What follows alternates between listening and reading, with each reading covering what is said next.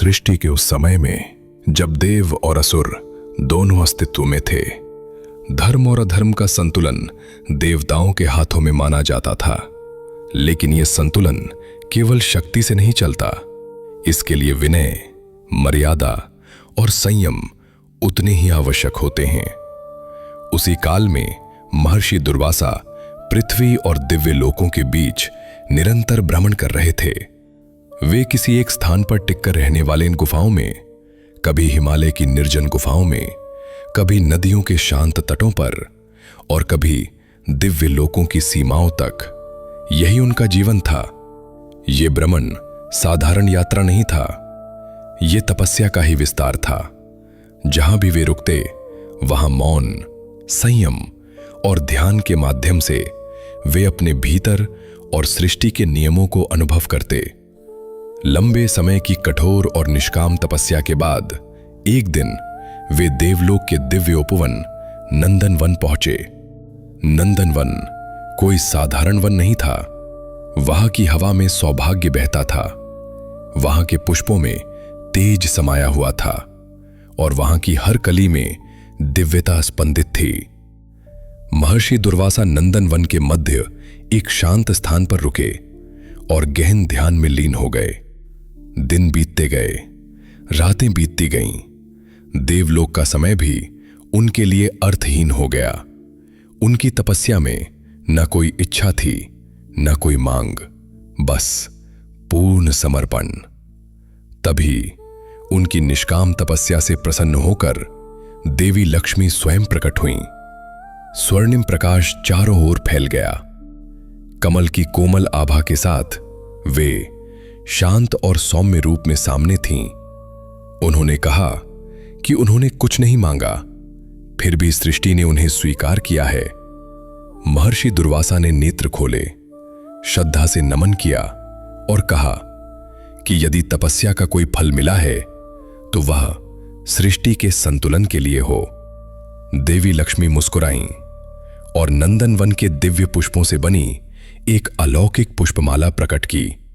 उन्होंने कहा, यह माला मेरे आशीर्वाद से युक्त है। जहां इसका सम्मान होगा वहां ऐश्वर्य, सौभाग्य और धर्म स्थिर रहेगा, पर जहां इसका अनादर होगा वहां संतुलन टूट जाएगा। महर्षि दुर्वासा समझ गए, ये माला केवल फूलों की नहीं थी, ये श्री तत्व का प्रतीक थी। उन्होंने कहा, वे इस माला को देवताओं के राजा को देंगे, क्योंकि देवलोक का संतुलन उनके आचरण पर निर्भर करता है। और देवी लक्ष्मी प्रकाश में विलीन हो गईं। महर्षि दुर्वासा नंदनवन से निकलकर देवताओं की राजधानी देवलोक पहुंचे। उसी समय देवताओं के राजा इंद्र अपने दिव्य हाथी ऐरावत पर सवार होकर विजय भ्रमण कर रहे थे। चारों ओर उत्सव था, संगीत था और वैभव की चमक। महर्षि दुर्वासा ने इंद्र को पुकारा और कहा, यह पुष्पमाला देवी लक्ष्मी के आशीर्वाद से युक्त है। इसका सम्मान करना धर्म का सम्मान करना है। इंद्र ने गर्व से कहा कि इस आशीर्वाद से देवलोक और भी तेजस्वी हो जाएगा। लेकिन उन्होंने वो माला अपने गले में धारण नहीं की। उन्होंने उसे अपने वाहन ऐरावत के मस्तक पर रख दिया। ऐरावत ने माला की सुगंध ली और अगले ही क्षण वो नीचे गिर गई और अनजाने में पैरों तले कुचल दी गई। देवलोक में सन्नाटा छा गया।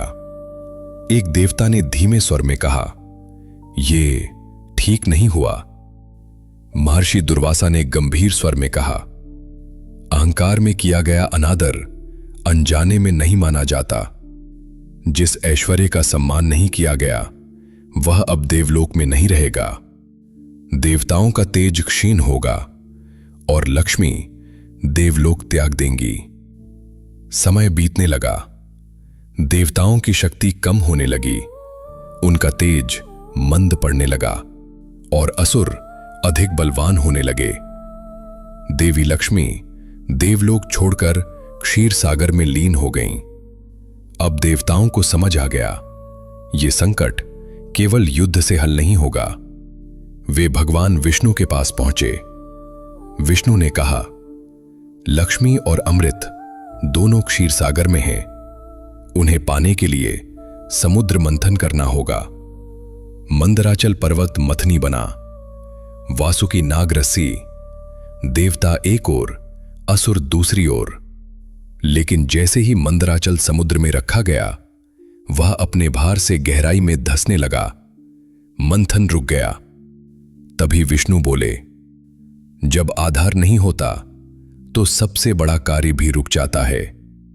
और उसी क्षण विष्णु ने कूर्म अवतार धारण किया, एक विशाल, शांत, दिव्य कछुए का रूप।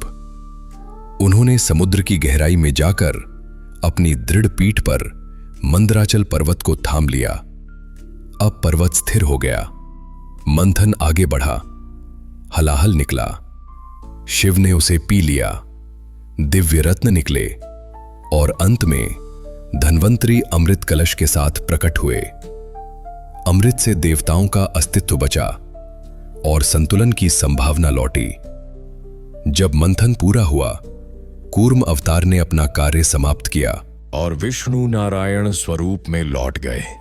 और तभी यह सत्य स्पष्ट हुआ, कभी कभी सृष्टि को बचाने के लिए युद्ध नहीं, बल प्रदर्शन नहीं, बल्कि स्थिरता चाहिए। जो चुपचाप भार उठाता है, जो दिखाई नहीं देता, वही वास्तव में सृष्टि को आगे बढ़ाता है।